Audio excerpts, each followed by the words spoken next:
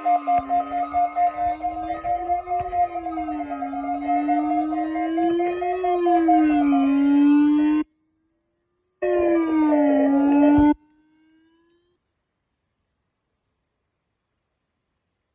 receivers will automatically activate to warn of impending weather hazards. The weekly test of the NOAA Weather Radio Warning Alarm will normally be conducted by the National Weather Service on every Wednesday between 11 a.m. and noon. If severe weather is occurring or possible, the test will be postponed to the next good weather day.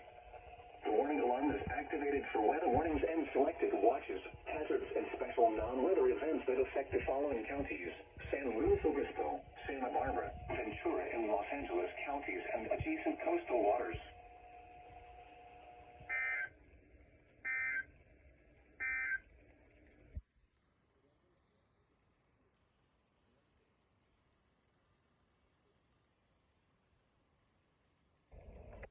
Southern California water